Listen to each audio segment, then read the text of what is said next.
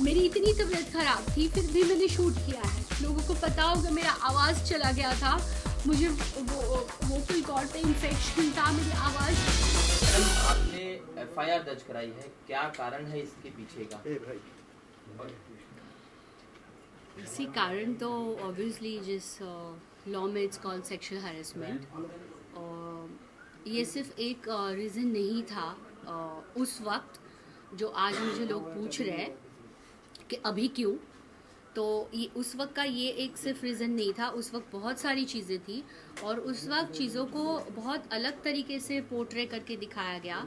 जैसे कि आज तक मुझे नहीं लगता टेलीविज़न में बहुत सारे लोगों ने, आर्टिस्टों ने शोज़ छोड़े हैं, जाकर फिल्में की है, फिल्म करके वापस आके उस शो को ज्वाइन किया है। टेलीविज़न इंडस्ट्री में जो उनके तरीके से हो सकता है वो स्टोरी में चेंजेस करते हैं, जब चाहे किसी को घर बिठा सकते हैं, जब चाहे किसी को निकाल सकते हैं। वही चीज़ उस वक्त मेरे साथ की गई। मुझे कहा गया आप अपना मुंह बंद रखो, चुपचाप काम करो, बहुत अच्छा शो है, शो में से आपको निकाल दिया जाएगा, क्या कर पाओगी आप, क्या करोगी, कितना सर्वाइव करोगी, और 2 मिनट लगेंगे तो चुपचाप बैठ के काम करो। तो मैंने कहा नहीं, चुपचाप बैठ के काम करो मतलब किस तरीके से काम करो, हम कुछ चीज़ें क्लियर कर लें। चैनल के लोग चेंज हो गए हैं, आप मुझे बताएंगे कि हम किस तरीके से काम करें। मतलब आप नायगांव में आपने शूटिंग कर रहे हो, वो भी आपने शो के साइन करने के बाद बोला कि सेट अभी नायगांव में बन रहा है, तो हर चीज़ आप अपने तरीके से करोगे।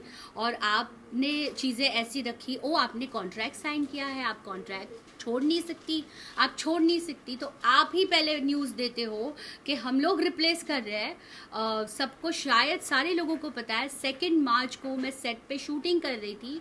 10 दिन की शूटिंग मेरे 2 दिन में करवाई गई, क्योंकि मैं, मेरे नॉन ब्लॉक डेट्स 27, 28, 29 फेब में घर पे थी। वो 29 फेब थी, मुझे अभी भी पता है। मेरी मीटिंग हुई थी, मुझे उस मीटिंग में बहुत बुरे तरीके से इन लोगों ने डांटा था।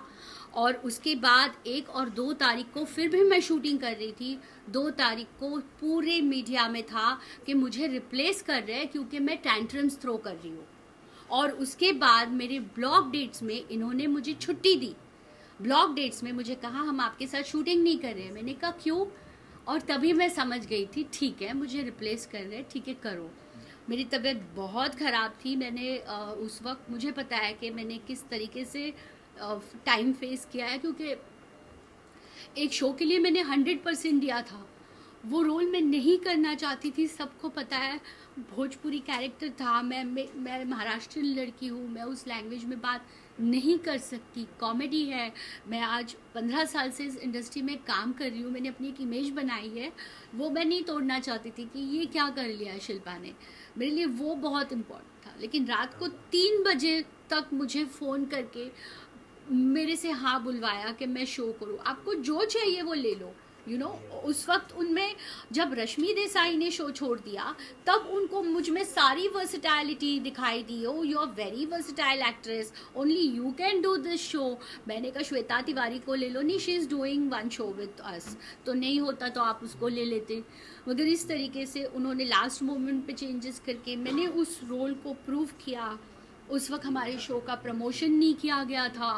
आपके क्या राइट्स है, आप कौन होती है बोलने वाले कि शो के प्रमोशन नहीं किया? मैंने कहा वाओ, इट्स वेरी इजी।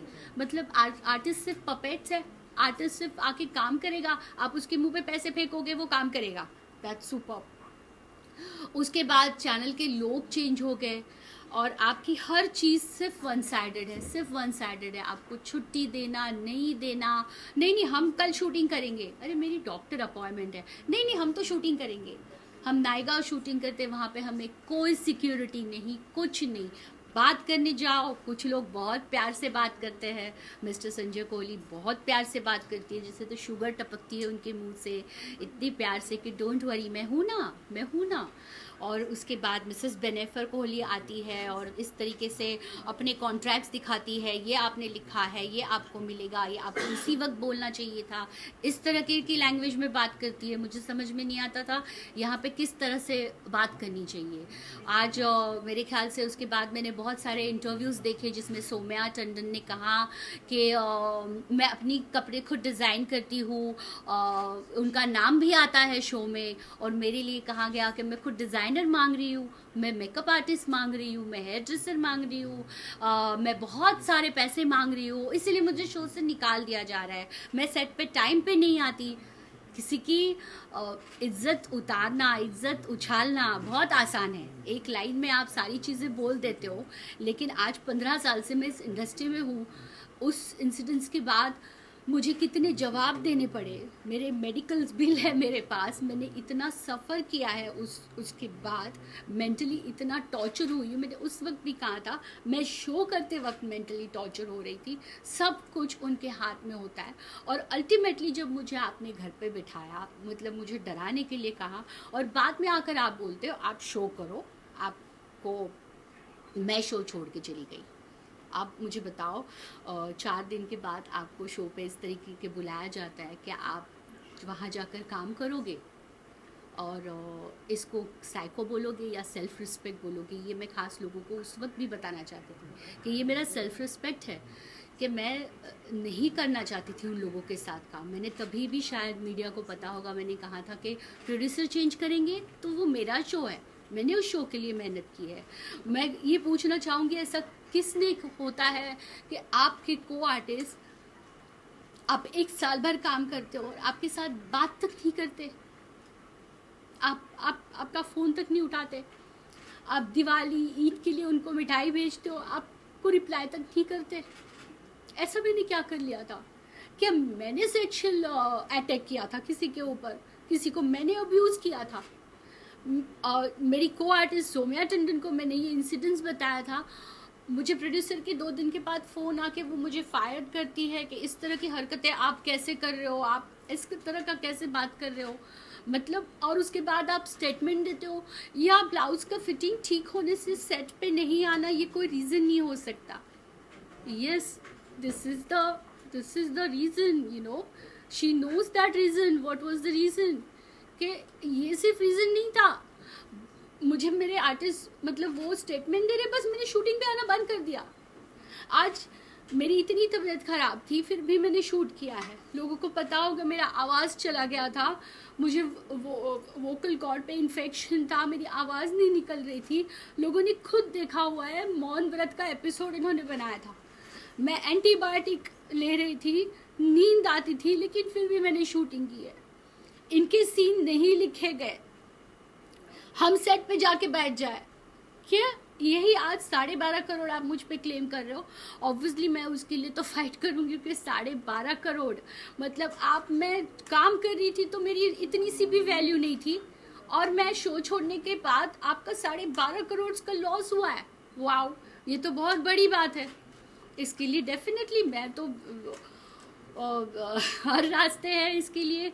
और आज मैं इस चीज़ के लिए बताना चाहूँगी कि इस तरह की चीज़ें होकर उस तरह उसको दिखाया गया कि एक अजीब अलग रूप देकर उसको पोर्ट्रे किया गया, और कि मैं कुछ बोल ही ना पाऊँ। लेकिन आज मैं ये बताना चाहती हूँ, मैंने पूरे 1 साल, जितना मैंने सब लोगों को ऐसा लग रहा है कि 1 साल हो गया, लेकिन 1 साल में 7-8 महीने, 2 महीने तो मैंने आपके मीडिया को दिए हैं इसको जवाब देते देते।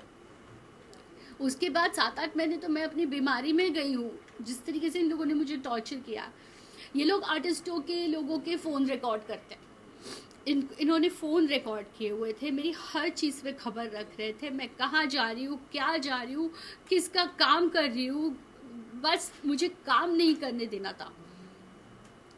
पता नहीं मुझे कितने आर्टिस्टों ने बताया, आज जाके बताया कि ये लोग स्पॉट बॉय से खुद आर्टिस्टों की चोरी करवाते हैं, मिसेस बेनेफर कोहली। ये मैं खास बताना चाहूँगी। आर्टिस्ट कुछ लोग बोल नहीं पाते सामने आकर, लेकिन मुझे ये बात समझ में नहीं आती क्यों नहीं बोलते। आर्टिस्टों की चोरी करवाई, किसी ने तो मुझे कहा था ध्यान से, ये तो पता नहीं मेकअप रूम में कैमरा भी रखा होगा, हिडन कैमरा। मैं इतनी डर गई थी, मतलब आज भी मुझे ऐसा लगता है क्या वहाँ पे कैमरा था जब मैं शूट कर रही थी, तो मे बी हो भी सकता है, नहीं भी हो सकता है। बहुत सारी चीज़ें लोग बाद में बोल रहे हैं, लेकिन मुझे समझ में नहीं आता तब क्यों नहीं बोलते। और आज मैं इस चीज़ को लेकर मैंने इतनी एफआईआर करने के लिए, मैं इतना इजी नहीं है किसी के बारे में इस तरह से बोलना। आज मुझे पता है मुझे इस इंडस्ट्री में सर्वाइव करना है, इट्स नॉट इजी इस तरह का बोलना, मगर जिनको जो सच्चाई पता है मुझे शायद बताने की ज़रूरत नहीं है कि सच्चाई क्या है। और बाकी सारी चीज़ें आपके सामने है। और मेरा यही कहना है कि आज मुझे बदनाम करके, मेरे साथ सारी चीज़ें करके, शो चल रहा है, शो ऑन एयर हो रहा है, हर चीज़ अच्छे तरीके से हो रही है, और मुझे अभी भी टॉर्चर किया जा रहा है, अभी भी टॉर्चर किया जा रहा है। अभी भी मेरे कहीं काम के लिए मैं जाती हूँ, आपको बेनेफर कोहली का पेमेंट देना है ना, मैंने कहा मुझे उनका पेमेंट देना है।